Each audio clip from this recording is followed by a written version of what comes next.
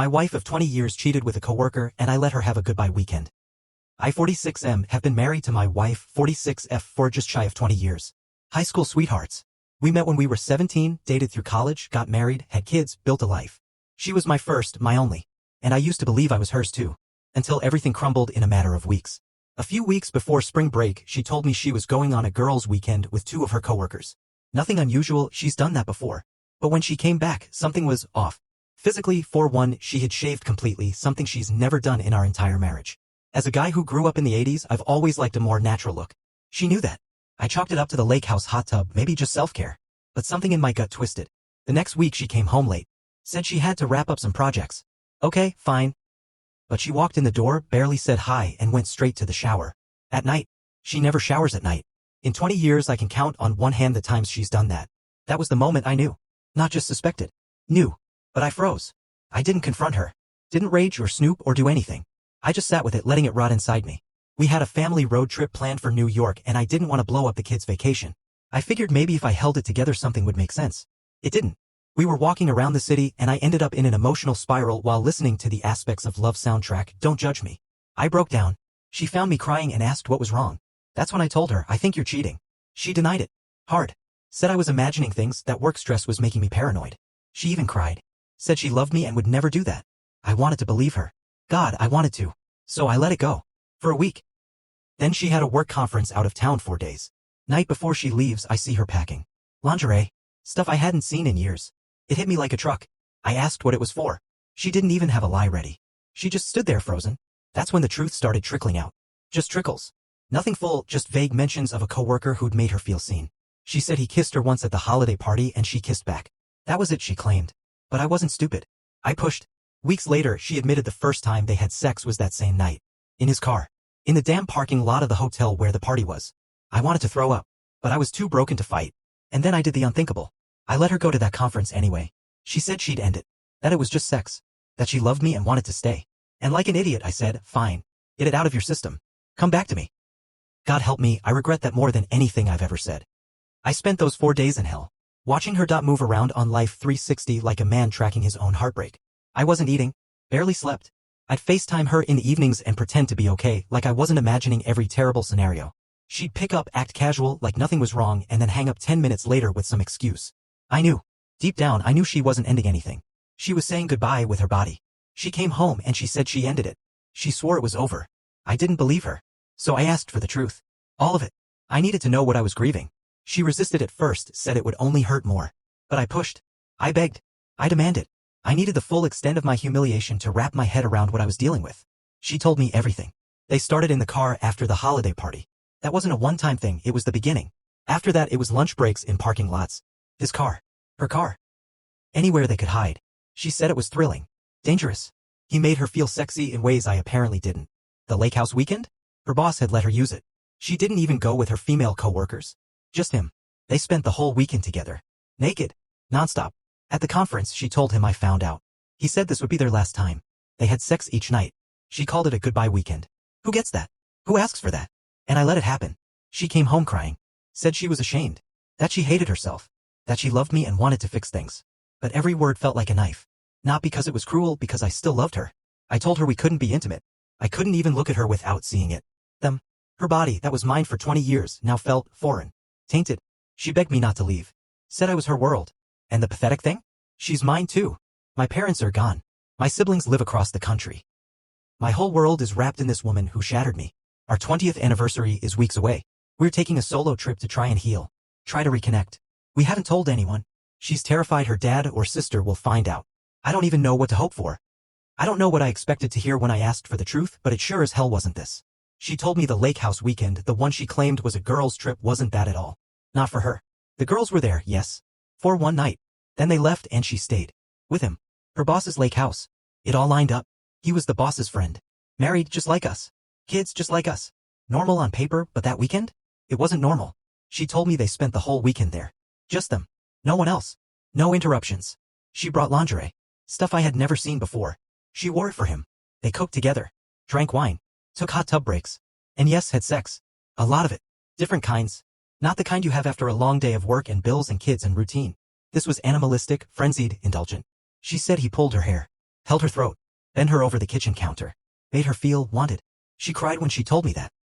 Not because of what she did, but because of what it did to me. She said she hated that she liked it, that she liked how he made her feel out of control, reckless. She said she felt desired again. New. And the worst part? She didn't feel guilty. Not in the moment. Not in that house. She felt like a different person, someone who hadn't been a wife and mother for 20 years. Someone who wasn't me. And still, she insisted it wasn't love. That it was just sex. Just attention. Just thrill. But I couldn't unhear it. Couldn't unknow it. That lake house weekend became a scar. Every time I see a photo of a cabin, a bottle of wine, even a damn lake, I'm back there. Not physically, but in my head. In the shadows of what she did when I thought she was bonding with coworkers. I asked her what they talked about. She said nothing real. That it was all lust and distraction. That she never talked about our kids. That she never mentioned our anniversary coming up. I asked her if she wore her wedding ring. She hesitated, then admitted she took it off. It was like she left me behind for that weekend. Abandoned the version of herself that belonged to me. And the part that haunts me? I wasn't even on her mind. After the lake house weekend, you'd think I would have walked. I didn't.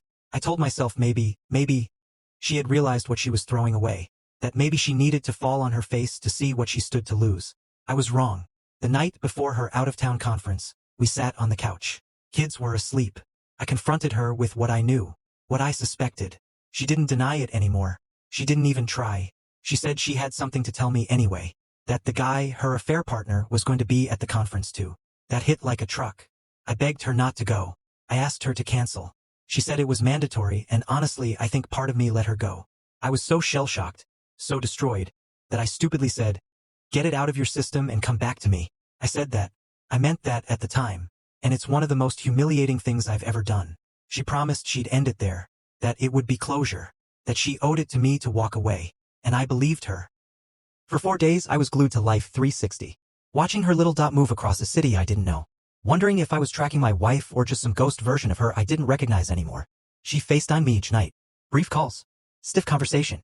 She looked different. I could tell. Her voice didn't sound like hers. And all I kept thinking was, she's not with me. When she came home I asked her if she did it. If she really ended it. She said yes. But her eyes didn't. I pushed. I asked. And then I begged.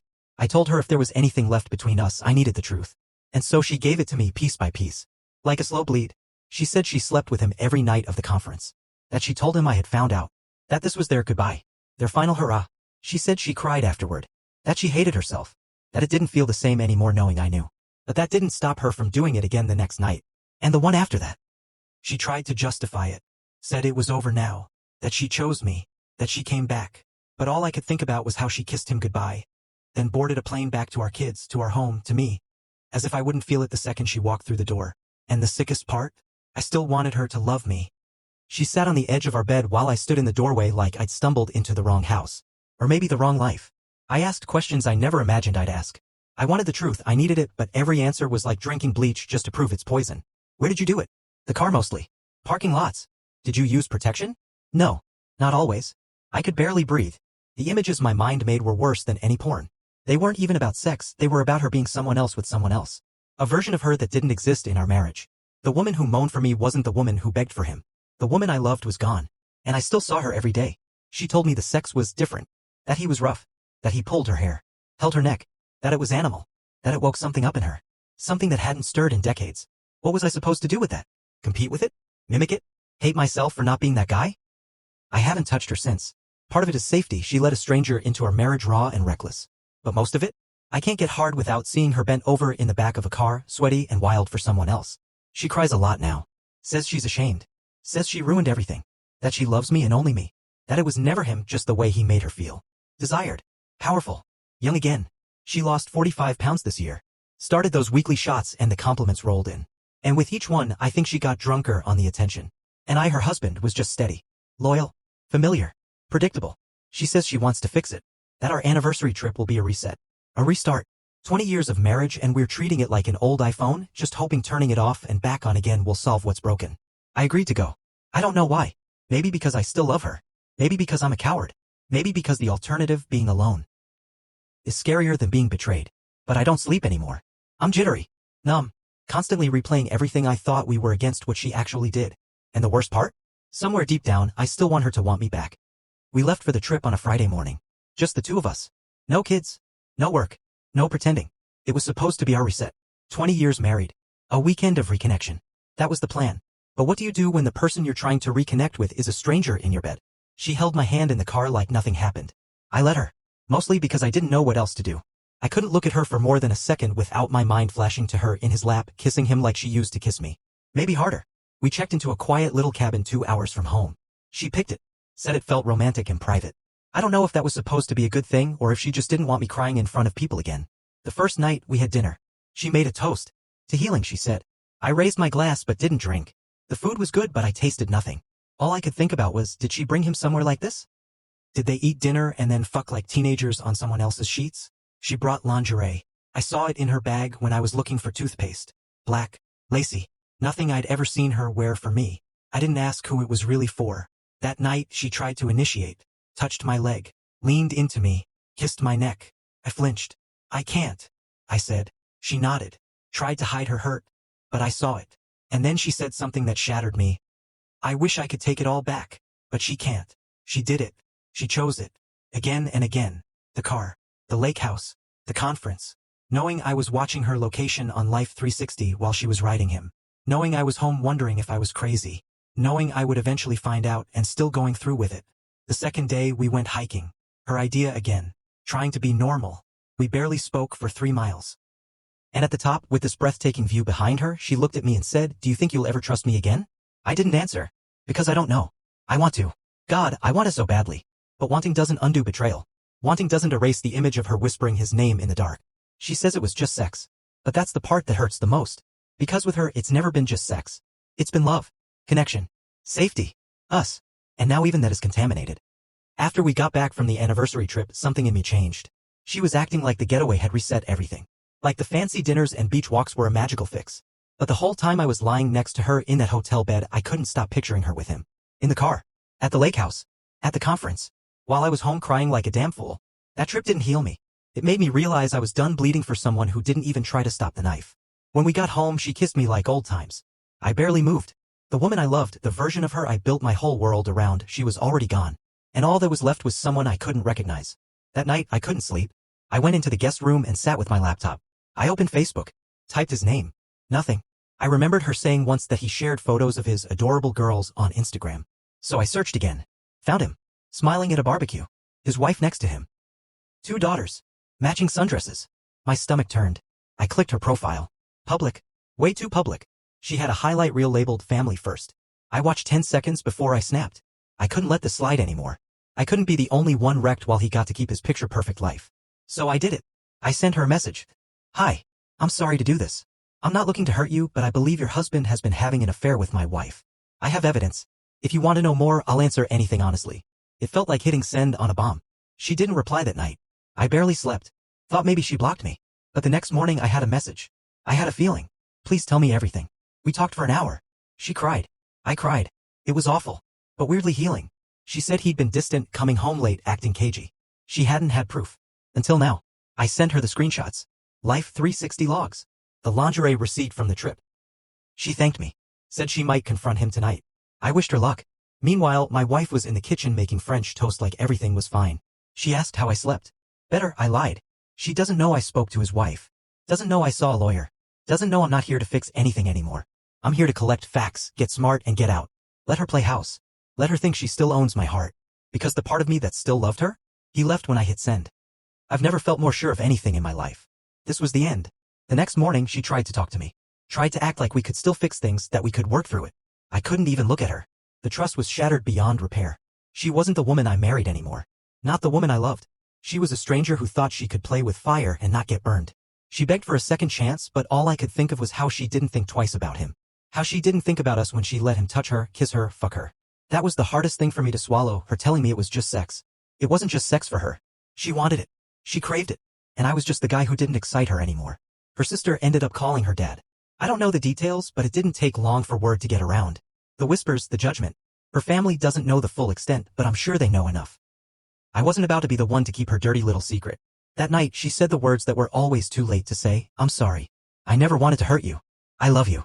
I always have. But I couldn't hear it anymore. The damage was done. Her love wasn't enough to undo everything. I stood up, walked to the door, and looked back at her one last time. There was nothing left to say. Goodbye, I said. Don't come back. And I closed the door behind me.